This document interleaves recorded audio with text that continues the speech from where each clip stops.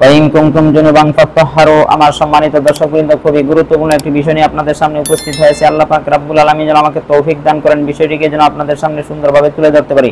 আল্লাহ পাক রব্বুল আলামিন কোরআনে কারীমের সূরা মায়েদার শেষ পর্যায়ে বলেন, ওয়াইন কুনতুম জুনুবান ফাত্তাহহারু, যদি তোমরা অপবিত্র হয়ে যাও তাহলে তোমরা গোসল করে নাও। আমরা মুসলমান হিসাবে গোসল আমাদের জন্য কখনো কখনো ফরজ হয়। যদি গোসল ফরজ হয়, আল্লাহ পাক রব্বুল আলামিনের হুকুম হচ্ছে গোসল ফরজ হওয়ার সাথে সাথে আমরা যেন গোসল করে নেই। তাহলে প্রথমে আমাদের বুঝতে হবে কোন কোন অবস্থায় আমাদের উপর গোসল ফরজ হয়। আমরা যখন স্বামী স্ত্রী মিলামেশা করি, মুসলমান হিসেবে স্বামী স্ত্রী মিলামেশা করার পর আমাদের উপর আবশ্যকীয় হয়ে যায় গোসল করা। গোসল না করলে আমরা পবিত্র হব না। তাহলে এই স্বামী স্ত্রী মিলামেশার পর চাই মনি বের হোক অথবা না হোক, বীর্য বের হোক অথবা না হোক, অবশ্যই গোসল ফরজ হবে। যদি কোনো মুসলমান গোসল না করেন তাহলে তার শরীর অপবিত্র থাকবে, নাপাক থাকবে।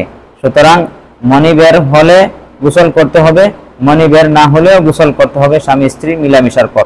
গোসল ফরজ হওয়ার আরেকটি কারণ হচ্ছে যদি কারো স্বপ্নদোষ হয়, চাই পুরুষ হোক অথবা মহিলা হোক, যে কেউ হোক না কেন, যদি স্বপ্নদোষের মাধ্যমে ইনজালে মনি হয়, বীর্যপাত ঘটে, তাহলে গোসল ফরজ হবে। আর যদি স্বপ্নদোষের মাধ্যমে বীর্যপাত না ঘটে তাহলে গোসল ফরজ হবে না। যদি কোনো মহিলার মাসিক হয়, মাসিক থেকে পবিত্রতা লাভ করার পর ওই মহিলার উপর গোসল করা ফরজ হয়। যদি মহিলা গোসল না করেন তাহলে অপবিত্র থেকে যাবেন।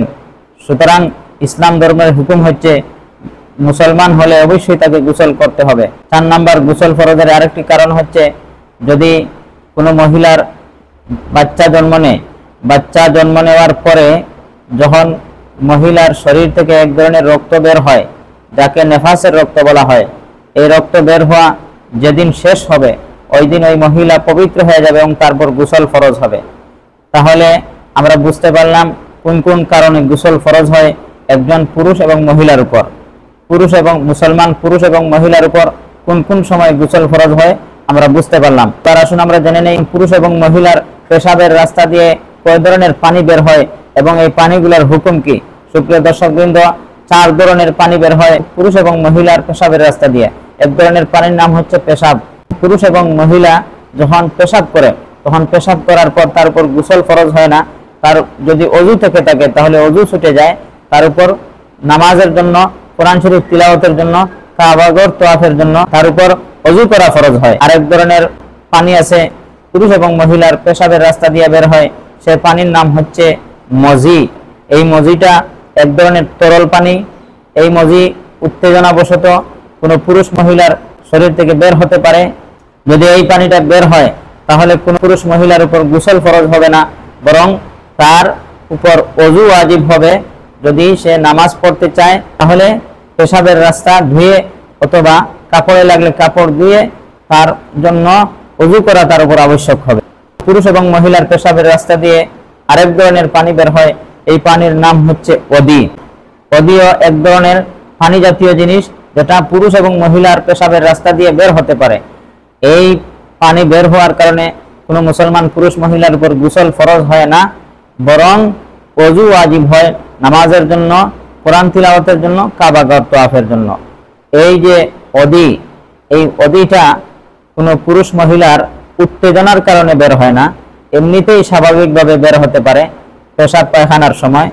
এই উত্তেজনাবিহীন যদি পানির মতো তরল পদার্থ বের হয় তাহলে কোনো পুরুষ মহিলার উপর গোসল ফরজ হয় না, বরং ওই পানি বের হলে পেশাবের রাস্তা ধৌত করে এবং কাপড়ে লাগলে কাপড় ধৌত করে তার জন্য অজু ওয়াজিব হবে। পুরুষ এবং মহিলার পেশাবের রাস্তা দিয়ে আরো এক ধরনের পানি বের হয়, সেই পানির নাম হচ্ছে বীর্য অথবা মনি। এই পানিটি উত্তেজনার কারণেই বের হয়, পুরুষ মহিলা মেলামেশার কারণে বের হয়, স্বামী স্ত্রী মেলামেশার কারণে এই পানিটা বের হয়। এই পানিটা যদি বের হয় তাহলে মুসলমান পুরুষ মহিলা সকলের জন্য গোসল ফরজ হয়ে যাবে। সুপ্রিয় দর্শকবৃন্দ, এতক্ষণের আলোচনা দ্বারা আমরা জানতে পারলাম কি কি কারণে গোসল ফরজ হয় এবং পুরুষ মহিলার পেশাবের রাস্তা দিয়ে কয় ধরনের পানি বের হয় এবং কোন পানির কি হুকুম। এবার আসুন আমরা আরেকটি মাসলা জানি।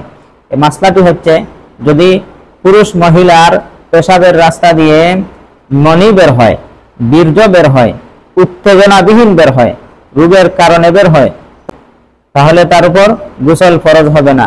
তখন সে কি করবে? ওই পেশাবের রাস্তা ভালো করে ধৌত করবে এবং কাপড়ে লাগলে কাপড় ভালো করে ধৌত করবে, ওযু করবে, নামাজ পড়বে, কোরআন তিলাওয়াত করবে, কাবা ঘর তওয়াফ করবে, কোনো অসুবিধা তার জন্য নেই।